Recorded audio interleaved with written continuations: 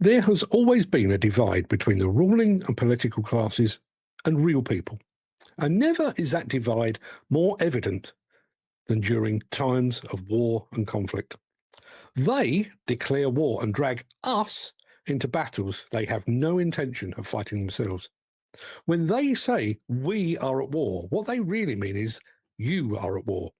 They'll be over there somewhere, quaffing champagne at the taxpayer's expense until it's time to go on TV to claim our victory. Prime ministers, presidents, and kings would, I am sure, be a little less trigger happy if they were required to pull the trigger themselves. But that disconnect between them and us doesn't begin and end with war.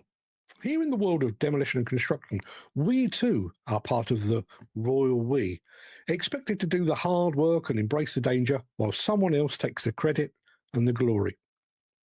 In the run-up to the last general election, UK Prime Minister Sir Keir Starmer pledged to build 1.5 million new homes within 5 years. He said, "We will get shovels in the ground, cranes in the sky." Unless he's secretly studying for a CSCS card or earning his crane license between G7 and NATO meetings, what he really meant was that you would get your shovels in the ground and your cranes in the sky. And this isn't a one-off. At the launch of the new Construction Skills Mission Board, Deputy Prime Minister Angela Rayner said, "We are working hand in hand with industry to recruit thousands more workers into skilled construction jobs." Are you, Angela? Are you really? Or are you just making a promise that you expect somebody else to deliver? In truth, that new Construction Skills Mission Board, which is tasked with magically producing 100,000 new workers out of thin air, is the ultimate proof of the disconnect between government and the construction sector. Think about it. If you want to work on a government or local authority project, you're expected to provide evidence that you can not only deliver, but deliver on time.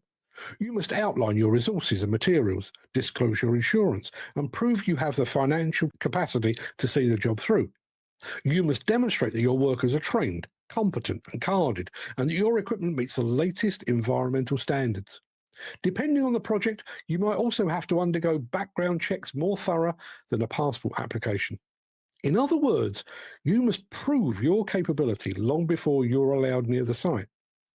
But when the safety boot is on the other foot, there's no proof, there's no evidence, no scrutiny.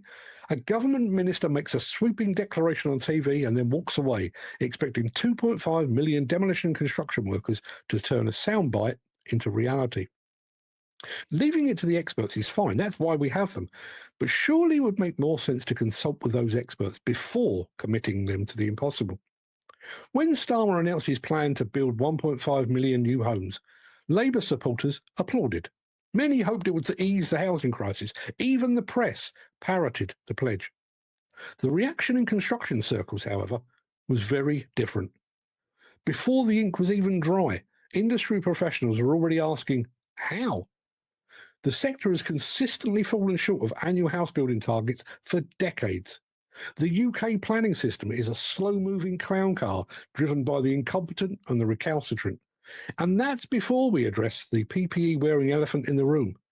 We don't even have enough construction workers to meet current demand, let alone the dramatic influx of new housing projects. Which brings us back to the Construction Skills Mission Board. We're now nearly a year into Starmer's prime ministership, and his promise of 1.5 million new homes is just as unrealistic today as it was when he first floated it. Instead of admitting the pledge was campaign fodder, a little white lighter granting the keys to number 10, his party has now promised something else, 100,000 new construction workers. The Construction Industry Training Board, the Construction Leadership Council, and the wider industry have all consistently failed to attract enough people. But sure, maybe an Angela Rayner soundbite will succeed where those with actual experience have failed. Of course, neither the CLC nor the government has provided practical details on how this new target will be met. And there's another PPE-clad pachyderm in the room that no one is talking about. According to the CITB, the UK construction sector recruits around 200,000 new workers each year, but it simultaneously loses 210,000 workers to retirement and disillusionment. Even setting aside the loss of experience, that leaves us with a net deficit of 10,000 workers every year. In a report published last year, the CITB said we would need 250,000 additional new workers by 2028. And that was before Keir Starmer's housing pledge. But will Keir Starmer lose sleep over this? Will Angela Rayner lie awake at night worrying that her workforce promise won't materialise? Of course not. Their job is done. They said a thing we all know to be impossible, and they have already moved on. Now it's down to us to make it work.